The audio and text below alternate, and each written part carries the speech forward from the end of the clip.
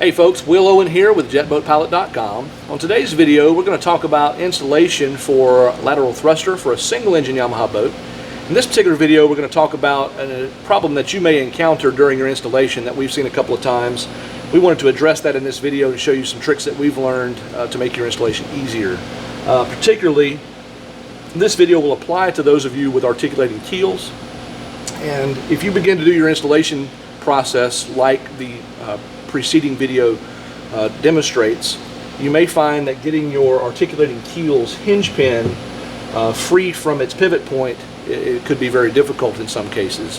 The installations we've done thus far, most of them have been easy to remove, and if that's the case, just follow that video, which will kind of step by step tell you how to do the installation. But if you get a problem where the hinge pin will not come out, this video is to show you what to do in that situation. So you'll notice right away we have removed the jet pump and the deflector nozzle from the boat. We went ahead while we had the jet pump off and did our installation of our lateral thrusters at that point, so that we could then put it all back together assembled. It would save us a step, be a little bit easier to do. I want to show you quickly how that's done, if you'll follow me with the camera real quick here. And for those of you that are desiring to free up that hinge pin, in case you do want to go ahead and try to get it loose, what we did was we pulled the lock washer, or excuse me, the snap rings from the top and from the bottom with a pair of snap ring pliers. A little simple set like this right here, if I can show you with the camera, this little small mini set actually worked really great because of the tight spaces that we normally work with. So you can find a set like this on Amazon, probably $6 or $8. But anyway, once you remove the washer and the snap rings, a simple center punch or something like that, and a hammer, and come up from the bottom side. Once all this is off, we were able to punch out the hinge pin.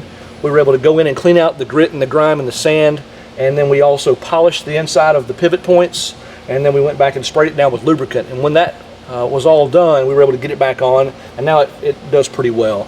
So in case you're looking to fix that, that's how we did it. It should not cause any more issues, and if you have any questions, you can certainly call us. But once we got the hinge pin back on, and once we got everything kind of pulled apart, I want to show you how we got to that stage. These 4 bolts here, which hold on the jet pump, are held in place by, this is basically a 14mm wrench, and we just pulled those off with an impact. You probably can pull them off with a standard socket set, and of course that coming right off, there's no gaskets, there's no seals, it's just a simple bolt-on application there. Once we had the jet pump off, we went ahead and installed our lateral thrusters. So just follow the original installation protocol at that point. Prior to putting the lateral thrusters on, if you notice, we went ahead and put in these bottom 2 mount bolts because the lateral thrusters blocks them once it's installed. So you want to put those in first, then do your installation for the lateral thrusters, and then what we'll do now from here forward, I'll show you how to put this back on the boat. Before we get started here, what we want to do is put some red Loctite on these threads here to make sure that when we install them back in the boat that they don't come back loose.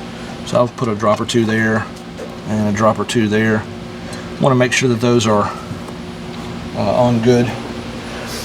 Once we've got that on, we'll go ahead and place this in place. Make sure that you move your reverse cable out of the way, and we'll line up those 2 bolts with their 2 bolt holes. You're going to notice once you get it in place that the unit will not go all the way back until you've hand threaded those in. For the sake of time, I'm going to go ahead and do that. We'll fast forward through that process. But you'll need to thread those in to get the pump to seat back. And then once we've got that done, we can tighten it and then put the top 2 bolts in. So we'll fast forward through that part for the sake of time. Okay, so we've got the 2 bottom bolts started, and after I got those about halfway in, I wanted to go ahead and put the top 2 bolts in. What I've learned is if you have a deep well 14mm, that'll be helpful with time. Also, if you've got a ratcheting end 14mm, that also is helpful. It just saves some time. If all you have is just a 14mm, box in like this, it'll still be okay, but this will save you some time to have this, or even an impact, like a drill. But we'll go ahead and get this started here on the top. The big thing you want to do is make sure on the pump there's a couple of indexes, a little cylindrical shaped indexes. You want to make sure when you're putting this all back together that you align the pump in the proper place. Those indexes will kind of make sure it's exactly where it needs to go. And then once you've got that done, it's easy to just go ahead and just torque this down. I don't have a torque value for this. I've asked, and the people I've talked to that are in so-called experts, they have not given me a torque value. I would say just about the same amount of force that it took you to take it off, apply that same amount of force to put it back on. Just make sure it's very good and snug. Of course, we're putting red Loctite on here, so we believe it's going to stay on nice and tight and permanently. A good impact drill will assist you in putting this back together. I want to make sure that now that I'm tightening this down, that this is lining up here. I'll be careful to torque these a little bit at a time for each one, otherwise it can get off a little bit and you'll end up putting pressure against your lateral thruster down at the bottom because it does protrude out so far. So just tighten a little bit on each one until you get them all snug down good, and then you can finish them off. So maybe a few turns here, a few turns on each side so you don't get it off out of whack. Yeah, so you can see now we've got the all 4 screws pretty well where they need to be. We're just kind of torquing them down now. As long as you do each one a little bit top, a little bit bottom, maybe cross cornering, so top left, bottom right, top right, bottom left, and that way you don't get it out of whack. Here will be to secure this steering arm in place.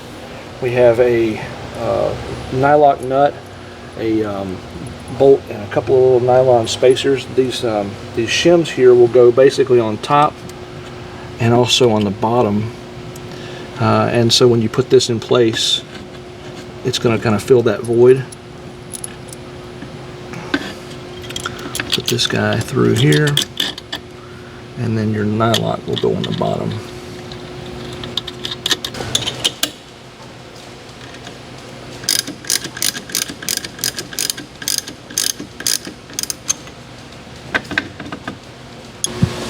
All right, one of the steps you'll have to take to reattach the reverse gate actuator here, the arm cable, to the reverse bucket. You notice there's a little ball joint right here, and there's a spring-loaded clasp here, a little sleeve.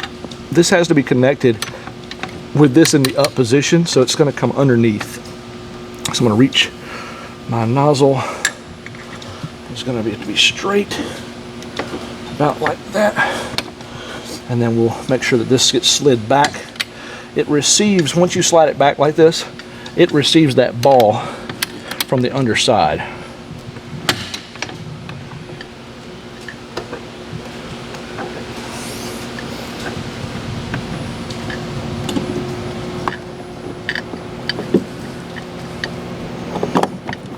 There we go.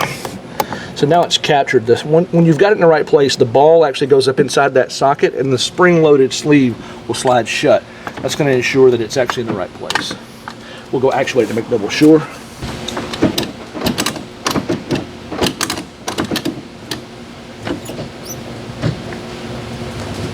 Alright, so our last step we're going to do, notice how we have our articulating keel is not connected right now. You have this little set of fingers that comes with it. It's got a little washer attached.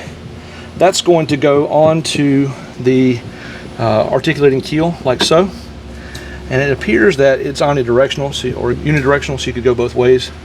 We're going to take that, and there's a washer that comes with it that's going to be put in between. I'm going to take our bolt that came with it here, and I'm going to insert this.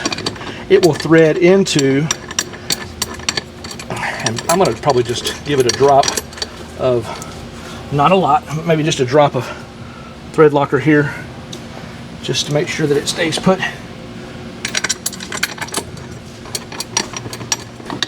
Alright, so my washers are in place, bolts in place, got a little thread locker, not a lot, but just a dab or so. And now we're going to tighten it down. 17mm wrench is what you'll need. Just give it a snug. Haven't got to over torque this here, but just make sure that you got it on good and tight.